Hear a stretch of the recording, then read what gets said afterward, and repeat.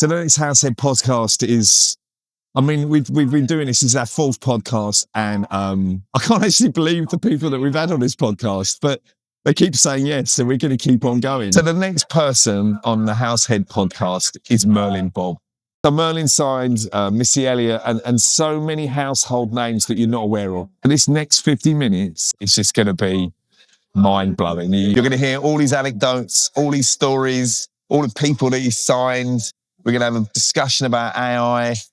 I cannot tell you how fascinating it's going to be. So just click the link, get involved, and enjoy Merlin Bobb on the Househead Podcast. So firstly, welcome. So this is the Househead Podcast. Our mission with this podcast is to give the four founders of not only just house music, but the sound that we love so much, time and, just a moment to kind of talk about the history you have. So Sure. firstly, introduce yourself and tell me who you are and what you do. Wow. I'm Merlin Bobb, and I'm from New York City, born and raised. And I've been a DJ since I was 14, and a music executive and nightlife owner and brand owner and entrepreneur of different type of nightlife spaces. You cut me off guard because I never think about what I do. I just do it. I never really think about it, but because I'm pretty much retired now, Lovely. So when somebody asks me now what I'm doing, I'm like, everything I do now is for the pleasure of doing it. And that's why I came back to DJing 2 or 3 years ago, for the pleasure of doing it. Not for the profit of doing it, not for anything else, but for the pleasure and to mentor, actually, also is very important. But I guess we can get into that later. But Absolutely. But yeah, I'm Merlin Bobb. That's me. Fantastic. So as you said, a vice president, the VP of talent discovery. I have a personal coup for the work you've done. Me being that kind of music nerd, a lot of DJs, they approach from the point of a dancer. I've always been a musician from a little girl, so I have that kind of geeky look in the liner notes, understand, some historic elements. So I believe you are a gentleman who is responsible of having one of the greatest female artists of our time. Can you let us know about that journey? You have to ask me. You have to tell me which artist that is, because if I say someone who's not, then the other ones are going to be. Okay, of course. So let's start, because I guess there's many too. So let's start with, being a female producer. I don't want to hear from Brandy, and I don't want to hear from Lucy Light, and I don't want to For sure. So tell me about how you discovered Missy Elliott. Okay, Missy, my girl. Let's see. How I discovered Missy was I brought her in as a songwriter. She was very much an incredible songwriter, I felt at the time. And when I brought her in to sit down and talk about writing songs for an album that I had coming out on a different artist, she started to show me some of the things she was doing as far as a featured artist in rapping. And I know she rapped on some of the songs that she did on her girl group that she had prior to that. And I sat there with her. We sat for quite a long time. I'll never forget it, because she's like, no, I'm not doing this. I don't want to be an artist. I just want to produce and be a songwriter and do some features here and there. The music business, we know how that is. And the longevity of songwriters is way beyond being an artist. And I said, you're 100% true. 100% right, I should say. But listen, you have a talent, and my job is to find incredible talent and expose it to the masses. And if you just give me one album, speak to Timbaland, I spoke to Tim too, just give me one album. And prior to that, I said to her, me knowing that you really want to be a songwriter, I want to give you a label deal. And with that, not only will you be an artist through your label on Elektra, but you'll also have a avenue to put artists that you find through and build your own brand. Because I told her that's the importance of artists that have multi-talented and self-contained in so many ways. It's important for you to start building your own catalog, not just a catalog for Elektra. Okay. So so we did that, and rest is history. I never forget her bringing Rain. I think either she came in herself or her and Tim came together. But I must have played it. I couldn't even get past the first 2 seconds because I kept running it back. And I was like, wow, you guys really did it. And I had, usually I'm very hands-on with projects and finding songs, finding producers, in the studio with them. But when you find a super uber talented artist, you let them go in and do what they do. And I was not any less surprised that I was just blown away by that first album and everything they came up with. So with the success of that came the next album and the next album. And then we started releasing some of her artists, which was Tweet, which we had a big #1 hit record on her, and she sold Platinum Plus, and Nicole, who also had a gold single and did very well. Yeah, needless to say, I'm not surprised that she's still making it happen, and she's the artist that so many people, not just people who are into hip hop, but across the board, people identify with, because she wasn't afraid to be herself, say what she wanted, be who she wanted. And that's another thing too. She's like, I want to just do what I want to do. And I said, that's fine. We'll support that. And which we did, as you can see in the videos. We back then we were spending, 7 figures on those videos, but it was so worth it, at the time, because those videos were just phenomenal. And a lot of those were, of course, Hype Williams and et cetera. But a lot of that is her, and her creativity. So when you have an artist like that, you just let them go, and create and be. And I was just the vehicle for her to build upon, her career.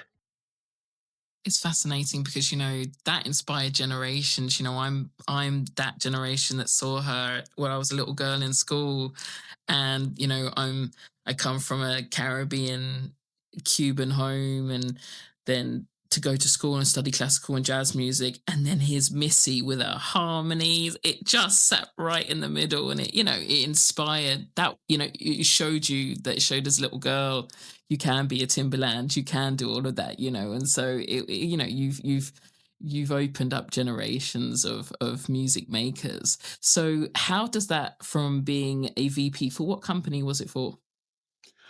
Well, at that time, I was the executive vice president of Elektra Records and the senior vice president of A&R, head of A&R for the label.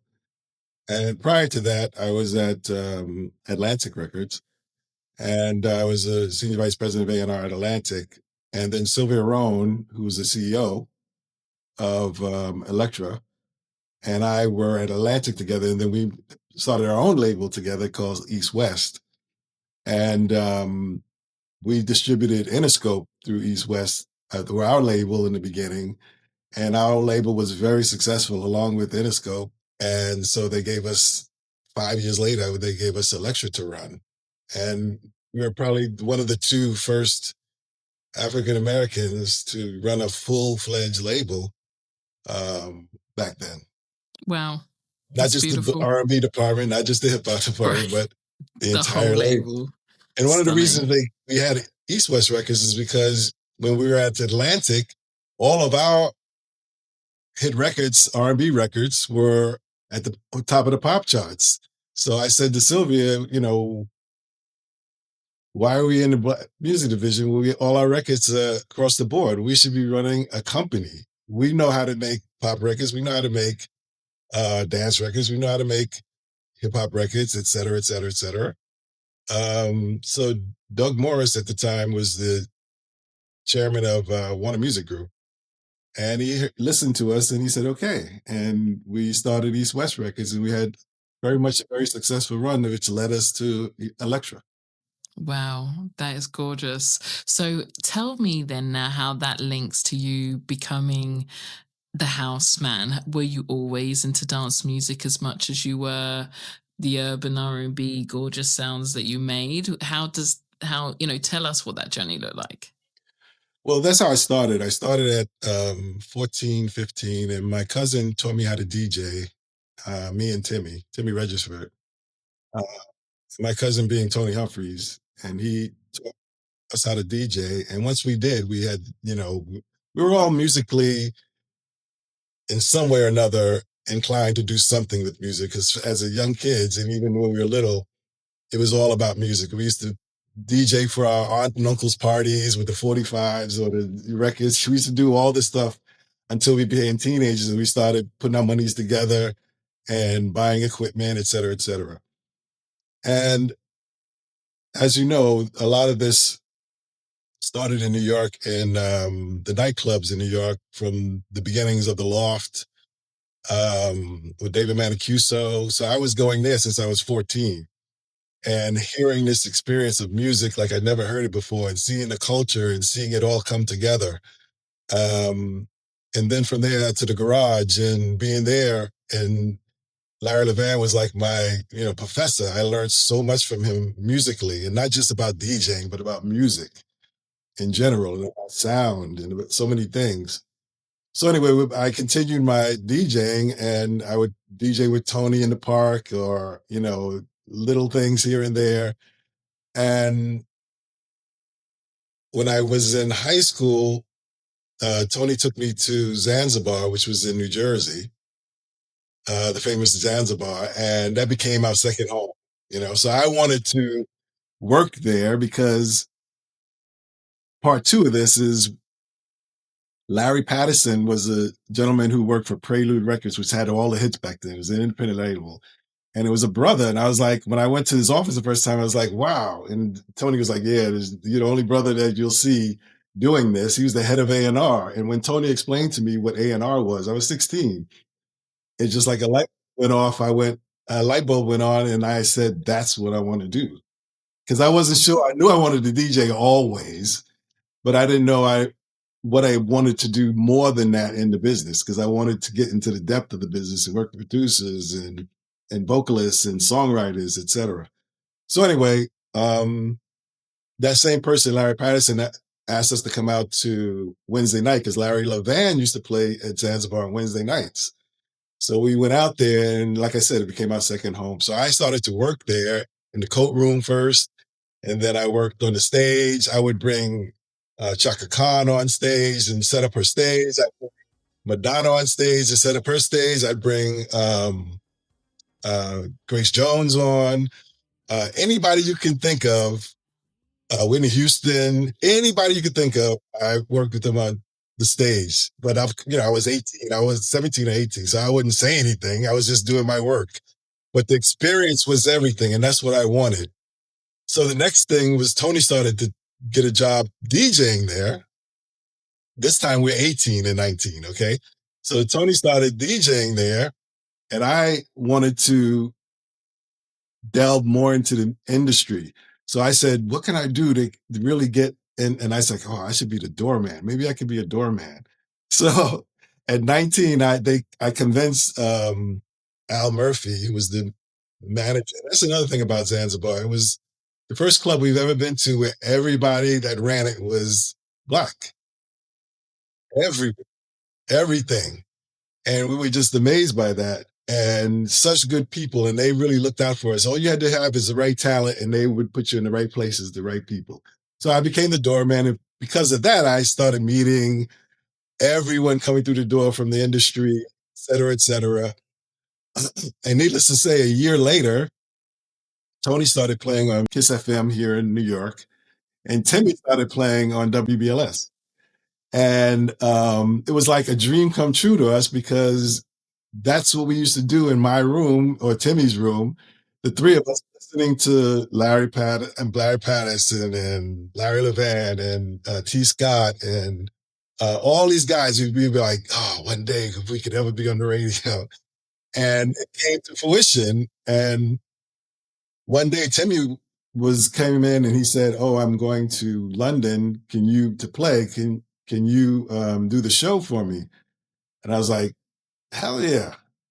So, long story short, I did the show and it got good feedback. And then we started doing it every weekend together. I was Friday night, he was Saturday night.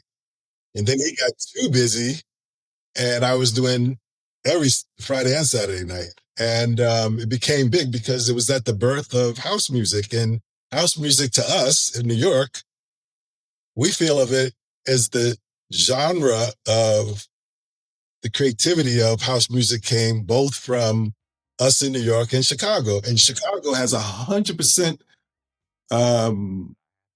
the simple fact that they coined the phrase house music and gave it to the world. And we all went under that umbrella. Whether you're from New York, whether you're from Chicago, whether you're from Baltimore, Jersey. And we were fine with it because we were young. We didn't care. We were just trying to make music, you know?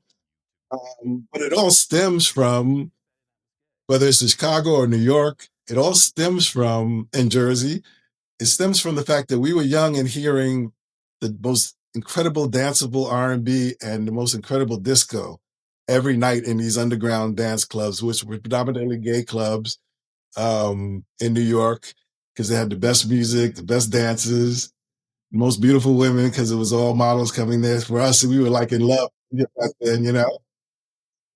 So we took that and created this soulful house thing, this soulful dance music. It's like we took that combination, and they did it similarly in Chicago. And the reason I know we were doing it around the same time, because I used to send tracks to Chicago to Steve Hurley and Marshall and all these guys, and they used to send things to me. And I used to play all of their stuff on the radio, and they would play mine. And Boyd Jarvis is like our godfather of house, because he's the one who did Colonel Abrams in the beginning and all those things that were out in 1980 before anybody can define what house music is. He was making those tracks. So I don't like the fact that, I'll make a point of this too, I don't like the fact that everyone wants to go back and forth about is house from Chicago or is it from New York? It doesn't matter, because where was it started? Was it Chuck Berry, or was it Chubby Checker, or was it? No, nobody. It will all happen simultaneously. Most genres do in areas that are similar when they're listening to the same music that influences them. So I don't like that argument about where it came from, and I give Chicago 100% of the credit because they coined the term house music, right? That we all go under. I'm more concerned with the fact of the history being that this is African American and Latino music that we created, our genre that we started. That's more important to me than if it's really, yes, it's from both. It doesn't matter. Don't take away our shine. It's always like every time we create a genre, somebody wants to take away from us and find a reason and put us in battle with each other. No, we shouldn't be battling each other about that. That's not what's important here.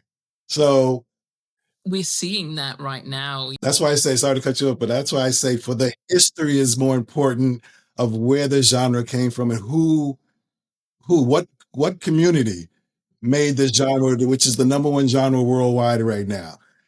And everybody wants to talk about, oh, is it from New York? No, I don't care about that. Let's talk about. We don't have time for that at all. I don't care about that. Who cares about that? They're always trying to find a way to just put us just aside. And because everyone right now thinks house music, majority of people, even our young people, think it started in Europe. And I give Europe 100% credit for keeping it going, though, because it started in the States.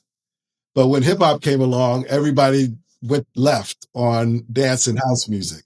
And if it wasn't for Europe continuing it and continuing making subgenres of it, it wouldn't still be continuing today. And that's a fact. So it works, but don't take it away from us, okay? From your eyes of being there at the start, how would you define that Shelter journey? Let's just go a little bit further into Shelter if you can, like why you called it Shelter, yours and Timmy's inspiration was in obviously you've touched on it, but let's go into detail if you can. When we were teenagers, we went into all these clubs, and we were at the Loft, we were at Mellin's, we were at the Garage, of course, Bond Street, everything in every club, the punk rock clubs. We went to every genre of music. We were in CBGBs all the time. We went to Mud Club all the time. So, our dream was to one day own a club, me and Timmy, because we were always in and out of these clubs. You're right. You were the club boys. Yeah, we knew the power of what it meant. When we found out the Garage was closing, we were like, where's everybody going to go? Like, this was the Mecca, like the Mecca. So we, fortunately we were both, Timmy was a vice president of A&R at Motown at the time, and I was the VP. And I was the VP of A&R at Atlantic at the time. And we were like, we'll just put our things together and we'll do it. And we used to have parties down in Tribeca, in New York, in Manhattan, just parties. And we used to do parties at the Palladium. We used to have shelter parties before we had the club, so we had shelter parties going on before we actually opened the club. So we said, let's find a place and build our brand, build our club, because everybody we know, and it was me, Timmy, and Freddie Santa. Freddie's the one who said, I got a name, we should call it. And in New York, used to have one of these circles, and it had the triangles, and it mean at the fallout shelter, where if something happened, you can go into the shelter and be safe. Like, we should call it the shelter, Club Shelter. And Timmy and I looked at each other like, works for me. Like, it makes sense, because we always felt these clubs, we didn't feel like they were going to clubs, but every time we said we were going, we're going home, because it was literally where we went outside of our home, sometimes even more so than our home, because we'd be there Friday night, all night till the morning, then go sleep in the park, in Central Park or Washington Square Park, then get up and eat, and then go right back to the club again, another 24 hours, and then whatever's happening on Sunday, before we go to school Monday, So this was our second home. So shelter made the most sense. And so in 91, we opened up, and our first party was for Madonna, because she wanted to be the first person to have, the opening of the club, because everybody knew our parties already. So she wanted to be a part of the opening of the club. And, one thing I wanted to say, it was not just a home for us. It was a home for all of our DJ friends that we came up with. Louis always played there. David has always played there. Tony's has played there. Larry Levan has played there. Frankie Knuckles played there. Like, there's no one you can't mention that didn't play the shelter, And we looked at it differently because it was more family. We thought of it as family, because you couldn't just walk in the garage and say, oh, I want to play. Or you couldn't go to any of these clubs and say, I want to play. It didn't happen. And plus, we were the first Black-owned nightclub of this kind. To this day, I hate to say. And as you say, to this day, that is still the case. And I think that has a lot to do with why the music didn't continue to grow afterwards, when hip-hop just kind of took it over, because all those clubs that were doing that, those owners just switched up on them. They were just like, okay, we're doing hip-hop now. We're doing hip-hop now. We're doing hip-hop now. We were the only ones that were still doing dance music. That's why Body and Soul started there, Every Sunday we gave them the club to do their parties, So many parties started there that are now household names in house, So I think we accomplished our goal pretty much. And I'm just grateful for the continued support by everyone, because it wouldn't be without without the base, without our family. That's everyone who's been there, everyone who's played there, et cetera, et cetera. It wouldn't be without them. No. And that's the point. And I think that is the most important part, that thank you just for never giving up on something and then yet creating and inspiring generations after. It's gorgeous. I think that's the bit that, like, and that's really what I want to ask you, you know, of course, in the time that you've had, you know, let's say in and out, being, you know, you've come into the scene in a point and dominated the market, which is in the best way. You know, you've come through and given us gorgeous record after record. And how do you feel at kind of the state of where things have gone quite quickly? You know, we've gone from a time that's, you know, very rich and gorgeous in house music, let's say in the 90s, to the kind of noughties, and then we've kind of watched this slow decline, I think. You know, tell me if I'm wrong, but now with AI in the building, how do you feel? Well, that's a two-part question. I'll get to the AI part afterwards. I tell 30-year long run as an executive in the music industry from every facet, every angle. I've been voting for the Grammys for umpteen years. I've done all you can do in the music business. I'm so grateful for that and learned so much. So for me to come back now to DJ again, because I was on radio as a DJ for 10 years at BLS. And well, if you go back and look at a lot of different interviews, you'll see that those shows, between my show, Timmy's show, and Tony's show, and what Chosen Few and everybody, we are the ones who gave this music and the genre to the world, okay? Because we were the internet back then. If you were on the radio station, you were getting to hundreds of millions of people a year, a month, a week, you know? So we delivered that. And then for me, I went in another direction as far as being a creative and doing A&R and an executive. So I did that for almost 25 plus years. And I came back about 3 years ago only because DJing is what I love the most. When I was an executive in my office was set up like it was a DJ booth, okay? I had the best sound system in it. I had 3 turntables. I had this, that. And when people outside of, you know, me doing business, outside of that, when people ask me, oh, what are you? I was like, I'm a DJ first. Right. You there to party in the office. Because any good DJ can be any one of the things that I've done. Any one of the things that I've done, from being an A&R executive or music executive to an entrepreneur, owning nightlife, and to being a A&R person, to being a remixer, a producer, and all these things. A good DJ can do all of those ancillary things. Okay. But if they're not exposed to it and no one lets them know, then that's the hard part. And that's the part where I said, I want to come back after 3 years. 3 years ago, I said, I'm going to come back. And Kerry Chandler is the one who convinced me, because I gave him his first deal. He came to me when he was 19 and asked me to do, he said he wanted to do house music. And he's listened to me the radio for years and yada, yada. And I said, okay, well, I'm getting ready to open up a nightclub called Shelter. If you give me an anthem for it, I'll give you such and such amount to do what you want. So he came back with that song, The Shelter, there, and it became an anthem, a major anthem. And then every song after that, I would have him do it. I'd play at the club. And that's how we had all this, like, we never didn't have music that was at least 3 to 4 or 5 months before it came out. Okay. And all of Kerry's things, I did with him back then. And my partner, Freddie, started Shelter Records, and all those records started going on his label. So anyway, it was Kerry who convinced me to come back, and DJ Clark Kent, who's my brother, rest in peace, and DJ Spinner, of course, and Timmy. And those are the guys that pushed me to say, hey, man, you're freaking pretty much retired now. You can do this. I was like, nobody wants to hear my last DJing anymore, making records. They're like, no, come on, man.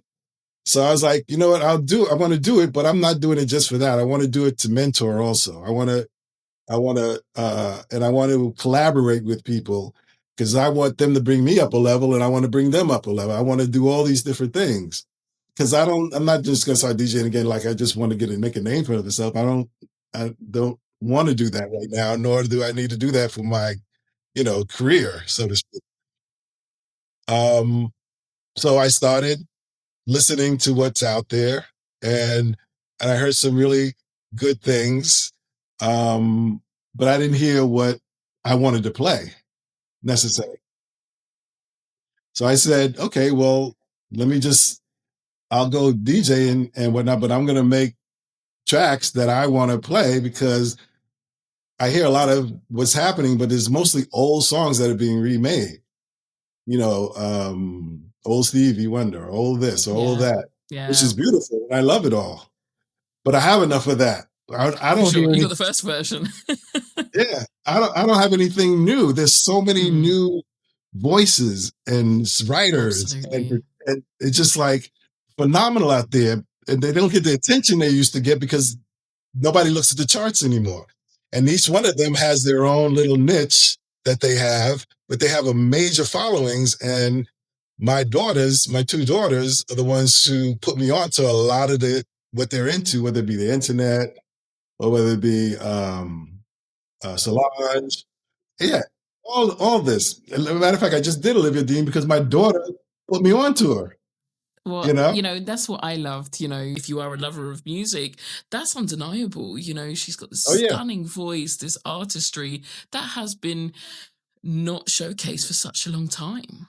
And if you think about the early house music songs, not tracks, talking about songs. Songs, absolutely. They had the most incredible vocalists on it, Leah Holloway's, and come on.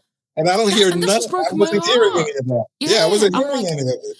So we've had this skill gap where we've lost budget, therefore lost singers, therefore lost writers. And, that's why Spence said to me, like, Paris, give me an album. You write songs, you work with singers, and just give us that. But it's missing and it's still being not prioritized. So it's wonderful to see, yourself coming in and giving us a bit of that. It's lovely. Well, the thing is, I said to myself, what's the easiest way for you to do it? At my age and where I am in my career and everything, my experiences, I'm like, I work smarter, not harder. Okay. So how am I going to get young people and people in general who love house music to hear what's happening outside of just the norm and hear some of these incredible vocalists and hear some of these incredible songwriters that are out here right now that need the attention that I want to give the attention to. So what I do is I get the vocals, and I like the good old days, you get a vocal and you remix around it. And when I work with someone, I tell them, I don't want to make a track. Don't give me a track. You have to sit down and listen to the melodies, listen to her cadence, listen to his cadence, listen to these things and build a song. It's a big difference. And that's why when I'm putting things out now, everything we've done is they all sound different because it's not starting from, okay, I can make a hot track for that. No, I want you to make a song for this. We're not producing it because we didn't produce the vocals or anything like that. We're reproducing or remixing it the way remixes were always done. Like you come in and you just totally take it somewhere else for another audience, but don't take away from the voice, the message, the hook, the melody. So, it's working. That's all I can say. It is working. It is working. That's why, we're here. I said the way we kind of filter these conversations, I said it's not just the normal, tell me your 5 favorite songs. I'm going to ask you a similar question, mind you, but it's trying to help showcase what's missing, even from, I can see if I can have the right to say that, like, this is what's needed. It's understanding that we're not talking about songs with now AI rocking in the building. We're looking at a concept of losing the worth of singers, which, one way to keep my foot in the door around the politics or whatever it may be, I've, kind of planted myself as a vocal engineer. So being a vocal engineer and seeing AI come in, I'm like, oh no, it's this heartbreaking thing, the beauty of what's left. And it's this kind of ego over art form. If you make to be the biggest thing, we don't do this to get chart global number ones, but we are having a problem in accessing people. And I think that's the difference where, you all seemed like this godfather triangle between you, Tony, and Timmy. You had this beautiful radio output where now the output is so far that I found that, like, our community, we're marketing to each of us rather than going outward to people. And I think Yeah. that's how we have to. And for me, having 20 years experience but not still under 40, it's like, okay, we need to work out how we get our music out the boundaries, out of the world, to that's why we did the Boy George project and all these different projects, to Right. kind of access that bigger picture. And that's what you can definitely see you're doing. But let's go back to that question: what are we going to do with these robots? Wow. Listen, I've been through every phase of new technology since the CD, okay, or since the DAT machine, or the to streaming, to DPSs. It's here and it's not going anywhere. So we just have to figure out how to utilize it in the best way. But we have to push back as much as possible for real artists, real vocalists, real songwriters, because if not, it'll definitely take over. And just like everything else with AI, in every facet of industry AI comes into, the industry has to push back to keep itself, it's somewhat abated, to understand that this is a human art form of some sort. And if we lose that, then, because if we don't, the next generation will be dancing to nothing but AI music, and they won't care either. It won't matter, because the art form of creating music will be minuscule, because all that'll go away. And that'll be the saddest day, because the music is, to me, the greatest creative gift there is, And of course I love art too, and I love, dance and everything else, but music is, you just can't let it take over. So yes, I'm for, I have no problem with people using AI. I haven't used it yet. I haven't even looked at Sono yet, but and the people I work with, I ask them not to do it, or at least limit it. Like, if you use it as a tool to stretch something, or if you use it as, fine. But everything I would use, because that's part of why I'm doing this. I'm like, I made these remixes just for me to play when I go out to play. I was never going to even put them on Track Source. Mark Francis was like, bro, you got to put these out. People need to hear this. They would love this. I'm like, bro, come on. I was like, nah, it doesn't sound like anything else. Nobody else is really taking young talent and talent that's relevant right now. Look at Kamari, These Four Walls, the number one song on Track last year. And so many people know him now. So many people love his voice, love him. I haven't even talked to him, to be honest with you. He must know that this is big. There's not a person who doesn't love this guy right now in that community. But that draws attention to his album. That draws attention to his next album. That draws attention to him as a songwriter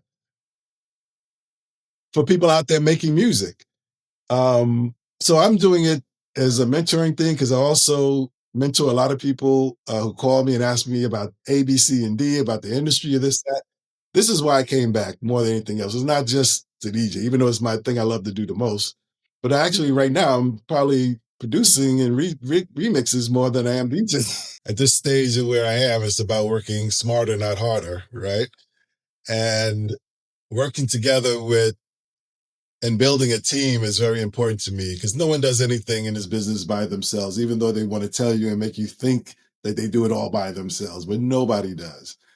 And it's about a team. And right now I'm working with who I feel are, and it just happened this way. It's not like, I really pinpointed a few people, but of course I do remixes with Mark Francis, who is uber talented, and he's been around us at Shelter since he was very young.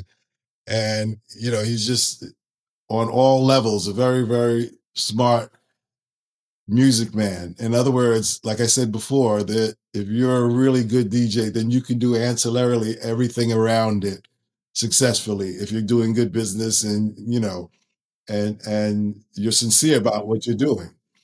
So, being able to work with him is great because I've experiencing now where your mentees become your mentors. And we all have to get to that stage where that happens because that's things coming full circle. Because there's things that he knows, that Masaki knows, that Frankie Estevez knows, that Sean Lucas, these are all people that I work with in making the music I make. And it's really about, me getting from them and them getting from me. So, like I bring these songs and bring these ideas and concepts, but I don't, I've never been a remixer. I've never really been into remixing that much. But what I do know how to do is how to make a hit record. Right.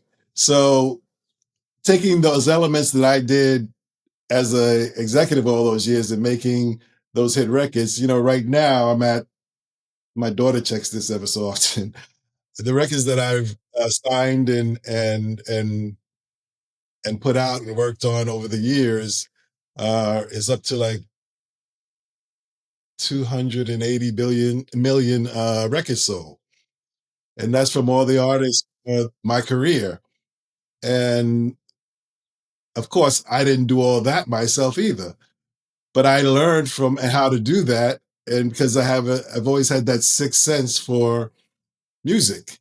And if you're a DJ, like I said before, that has that sixth sense and you feel like you could do other things and ancillary things, you should do them. You should always reach out and do them because you never know where you're going to land. So what I've done is working with my team and working with the team and them individually, and we don't all work together, of course. I have learned a lot and I've grown from that. And they have also. And we've all benefited from working together. And that I feel very confident about. And I really am happy for these guys and happy that they're working to work alongside with them because Masaki, Mori, of course, Timmy and I have been working together forever. So I don't even have to mention that. That's a given. But Masaki and Frankie Estevez, Fusion. You got to put the Fusion on there at the end always. And Sean Lucas, who's an incredible musician and producer, and it's just been a great space to be in because they've motivated me, to do more, and that's why I've been doing so much music. And I can go to each one of them and and say I want this and I want that and I want to create a certain sound and they'll give it to me. That's why all the music I'm putting out it doesn't all sound exactly the same. You know what I mean? And like I said, when we work from a place of cadence in a vocal, because it's really about I sit down and I tell them all to just listen to the vocals, listen where she's going, listen to her breath, listen to his melodies that his tone and etc. And building from there is what's important, and it's working. So I'm just grateful for them and that I had the opportunity to work with them, and that means a lot. And I just want to give them because, like I said, I'm always for, letting everyone else shine. I've always been the one who likes to take the back and sit in the back and get the work done. I'm not about being up front of the house. I'm always in the back of the house, making sure things get done and making sure business gets done and making sure hits get made. And I've always used to the artists shining. The artists are taking the Grammys home. The artists are selling millions and millions of records, which is fine because I benefited from that too, of course, many ways. But it's a collaborative effort, and that's so important. And I just hope to see more of that, and because people always ask me, why do you collaborate? I say, I do some remixes by myself, but I collaborate mostly because I want to see more of that. Because we need to understand that we have to do this together. This genre of that we know not every genre is going to last forever. It can, but it's going to take, that collaborative effort, not just behind, um, not just behind the studio, and not just in the studio, I should say, but also, on the business level and all the other ancillary, you know, individual entrepreneurial levels and so many other things. But when you have collective going on, there's more options for those things to happen and more things to be taking place that we in the growth areas that we need to do to keep this culture and music going strong. So I just want to say I'm grateful for the team that I've been working with. It's so lovely to include that too, because it's definitely something that's missed. That's kind of what I roughly touched on. I haven't felt that. It's nice to see it a lot more now with the new babies coming through. But as I said, us lot in the middle, that hasn't been the energy. So you are refreshing in that alone. That's lovely to see, you coming through with your squad and the fact that you name every one of them and you're learning from them, because I think, as you say, it's that gorgeous thing where you feed into each other and you become an ecosystem, and that it feels safe, and that's what the most important thing is, like trying to protect the sound that we all adore, and that's been so. Well, I'm happy that it's being accepted, because I think that's so important, and it's part of what we all have to do our part to fuel the human creativity. And really, that's what I'm doing. I'm trying to fuel as much human creativity as possible. Because, come on, you go on tracks, so you put them up. If these things sell 200, I'm happy, because I know that'll go out to 400, which will go out to 800, which will go out to 1,000 people, which will go out to. That's really why I wanted to do it, put it on there, is just for exposure. I don't care about the chart positions and all that stuff. It doesn't. Come on, it doesn't. It's all about the music and the human-made music. Now, AI, I should say. Well, I'll let you ask me the questions about AI. I don't even want to. If you have any more questions for me about AI, you ask me. You know what? No, I think the thing is, I just ask people from an artistic point of view. The people I've spoken to are Monique being Oshanlade, and that should tell you everything. I speak. Are you kidding me? We speak to artists, being someone who is an artist, I speak to other artists. That's why the boys get me to do it. We can talk from a raver's point of view, but let's talk from people who are artists. I've learned to use it in every format just because I like to keep my finger on the pulse. Okay. And, I haven't used it. I haven't used it in a song. So I'm against it, very much so. But I also like to be informed, before I'm scared of something, what does it look like? Course. And that's, it's one thing having an opinion, but then actually going, okay, well, I always want to make the best music I can.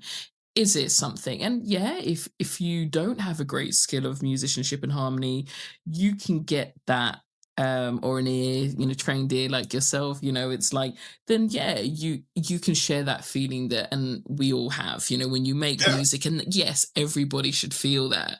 I think the problem, and I was speaking to the Kings at Traxsource for this one. I said the problem for me has been the way it's been abused. Releasing 30 songs within a month or 15 songs in a month.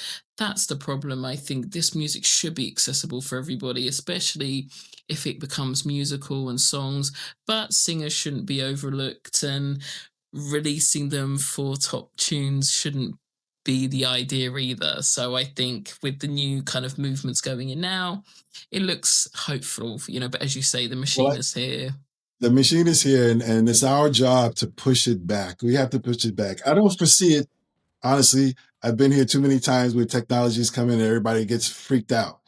Drum machine came in, everybody was freaking out. You know what I mean? It's going to find this balance. It's going to find a place. But I think what's most important is the honesty of it has to be shown to the people. People have to know what they're getting. Just like anything else, you want to know what you're buying. Are you buying something? Are you supporting this? Are you supporting that? And if that's laid out, it'll start to settle down, and then you'll see, real music opposed to AI music. But I just can't get under. I can't think that there's no singer, no artist. Like I can't even dance to anything or even play anything now that it just has no human, like that is everything. We're all making music because of that. And then we're going to cut it out. Then Yeah. what we have, Yeah, you know? I did exactly as you did. When someone I was doing a record with, we were doing a remix of someone. They're like, Paris, listen to what I've put in there. I was like, do me a favor. If you want my name on the front, just take that bit out. We don't need it. It's like Yeah. I love what it's brought. We either get it resung or we don't. And it's exactly the same. It's like we've just got to push back. Now I will say this: there's someone, and I've spoken to him about it and congratulated him on his success that he's having with his releases. And I'm sure you know what I'm talking about. Of course. Okay. And I said to him, I said, I'm proud of you, bro. You know why? Because you took it and you created your own thing with it that every freaking body is imitating right now. So I give you that. It's not your responsibility to go and tell everybody else not to do it, but you did it and you did it your way. But you found a niche, you found a sound. He didn't just do it and just put something out. He found a real style and sound that is his own. And everybody else is just imitating it right now, which drives me crazy. I can't believe some of the people that are just mimicking it. I'm really surprised, shocked. But I commend. I really do. Because there's nothing wrong with us taking new technology and creating something and being the first. He's the first to do it that we know of. So we have to embrace him for that. I said, don't listen to everybody hating on you right now. Because if you were of another tone, they'd be praising you, saying, oh, he's great. Look what he did. He really knows technology and he found a new sound. No. Don't let them get to you. Okay? And the same people that are talking shit about you and in there trying to make what you made and copy you. Well, I think that's the point. He, and I said that to him. I said, my only problem is become his volume. And I said that. I'm like, okay, the volume is an issue. The concept of doing it is not, but what's done my head in is that, as you say, people have been starting the conversation the moment he notices, oh, no. I'm like, this, the fence splinters, pick a side, you either have a problem with it or you don't. And I said that to him. I said, you know what, brother? I said, big love for it. I love that the success has brought you. But for me, I think what's interesting is seeing that there's been no level. It wasn't able to be gate kept. It was done by someone who is within the upper reign of the business. They didn't see it coming. And by the time they realized what it was too late. Mm-hmm. And I think that was fascinating to see, but from a kind of, I can only put it as a generational kind of cue that we've got. It was also a bit like, that's going to be before, again, our albums are looked at, okay, fine. But it's fascinating. And I also can't take the AI artwork either. That shit is driving me crazy. What's with the dust? Like, why does it always look like someone's dusted something? AI artwork where's the originality coming from anybody? Like, where did it go? Did originality go out the window? I just don't get it. I don't get it. It's just the free thinking, it's like, as much as it takes to prompt certain things, you can there's Canva, there's Photoshop, or speak to a designer. And I think it's that. I think it's what we're saying. I think it's what I've put it down to. It's people's intention. And I think that's the bigger conversation that I think people aren't really having. Everybody, and I said this on my page, I think, thank you, liked it. I think it was the concept that if you're a musician, you don't be a jazz musician or a soul musician to become number one. Mm-hmm. If you are making art because it's within your spirit, then your outcome is not the goal. The art was the goal. Yeah. Mm-hmm.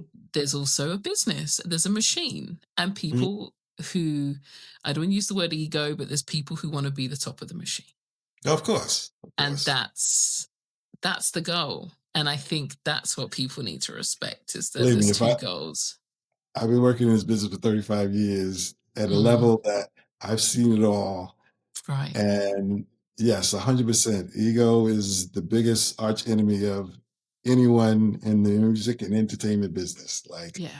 it's unbelievable. But, it's show business. There we go. It's the machine. That's what I say. It's the machine. Machine. Either you can deal with it, you can hang, or you know how to move and how to navigate and do business around it and with it. But that's something that, unfortunately, and not just in music, any business, is creative business, is going to be that way, unfortunately. But it's part of the game. Isn't it? And that's the point, is how you play it. And I think for me, that's what I've been at. I've got some gorgeous releases, if I say so myself, coming this summer, and I've waited to put them out, and that's just, as you say, not taking anything away from anybody, but this is your season. Let's let your season rock. Let's let that have it. You can keep it right now. And that was my set. They can keep it. The robots can have it right now. I will wait. Well, you see me. I'm all for competing. I'm like, I put it out. It still goes top 10. I'm happy. I mean, I'm not even looking for if it goes top 50. I'm happy, because if there's 100 people that hear this incredible vocalist, then that my job is done. You know what I mean? Like, and this incredible songwriter and the cadences that come through, and like, if 100 people hear that, then I'm happy and love it. I'm happy. I love it. That's gorgeous. It's you're smart by doing that, though. I would sit back, because it's about between now and the summer is going to be a lot of shifting. Exactly. When we've gone into the studio, so it's like Nathan Adams, he's a gorgeous vocalist we have, and he done a lot of the stuff on Tribe and with Black Coffee, and I always call him, you get unicorn singers that aren't on every record, and you kind of got to wait till you can get them in the studio or the stars align, and he's one of them singers. And I just thought, you know what, no, we're going to hold this one back and just wait for all of this to pass. And as you say, it's not to be the top of the chart, but it's and that's what me and Brian were discussing, it's the ecosystem that you're in, And when it's too jammed up there, you just want to, it's just too much out there. Just too, prior to AI's, let's say 2 years ago, literally there's 80,000 songs that come out a day on Spotify and all the DPSs. 80,000. So imagine it's probably 160,000 now. Yeah. An hour. Yeah. It's just, and that's the point, I think for me, I'm a soft woman. I'm a real kind of countryside, music lady. I always joke, if this was like the 1920s, I'd be in the drawing room playing the piano and making cakes, so I'm definitely not built for the war of the music business. So I'm like, you know what? I'm going to sit over here and talk to amazing people like yourself on this. I'm like, let's just have some cute conversations, and we'll do that, and we'll come back to it all, because I ain't running. Well, I'm not running. I feel like you. I'm just having fun right now. I'm just enjoying my semi-retirement, I should say. But this is I enjoy doing this, and it keeps me busy. Me and my dogs. That's what life is. So I'm going to ask you the question: if you had to pick one song. I don't want 5, I don't want 4, just one song across all songs, and that one song would define you. Which song would it be? Optimistic by Sounds of Blackness. Stunning. That was quick. I love that. It's hard for me to answer, because I don't have a favorite, well, besides Sade, of course. I don't have a favorite artist or I have favorite producers.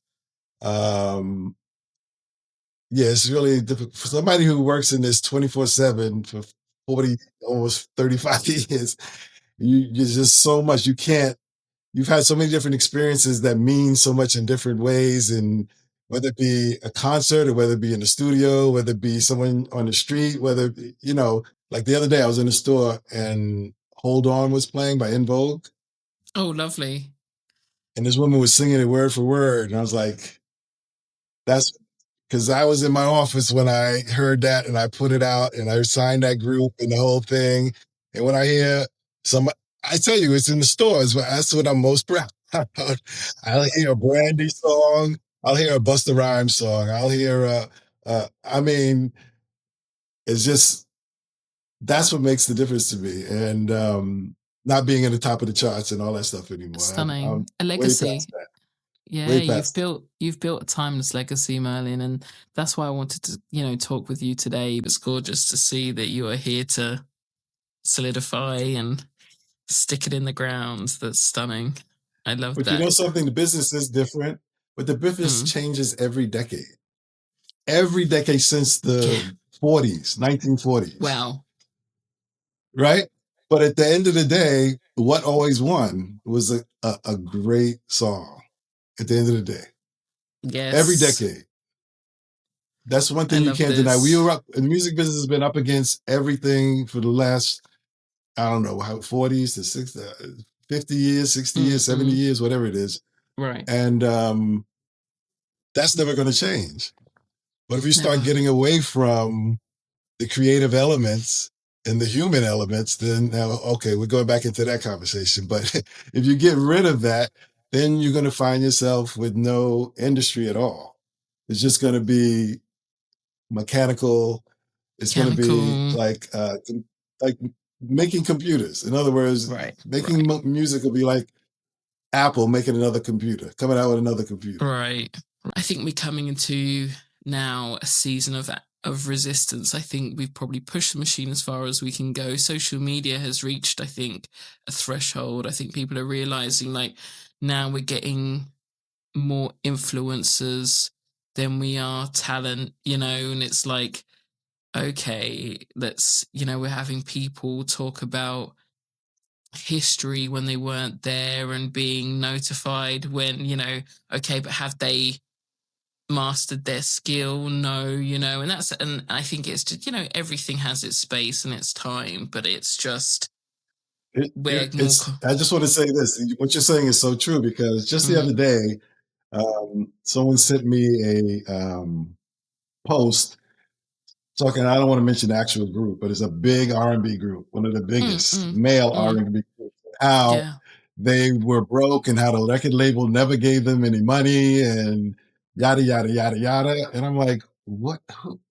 And then people were like all commenting, like, this is what happens. And I'm like, this never happened. Right. I was there and my counterpart was there when they got a $30 million check in their hand. It didn't happen. Yeah. But yet people believe it. They believe anything, especially negative. They believe. Yes. It's ridiculous. Yeah. Ridiculous. What else is in your world of Mr. Merlin Bobb? But more importantly is I wanted to do this show with you because there's nothing more important than what you're doing for the culture right now. This is more important than, any charting right now. Because like I said, this, the history of it and the education of it is what our youth and young people need to understand and get a voice in to move forward, the culture and the music of dance and every other genre of music that they may be interested in. But it all starts with programs like this and what you're doing and bringing people in that are actually living it, and have lived it. Absolutely. So I want to thank you for this. I think it's very important, and I commend you and continue success. Thank you so much, and it's a pleasure and an honor for me to do so. I love it. I love it. Yeah. It's funny when I hear people say soulful house, and it's just I had to get used to that. Really? Because it's house.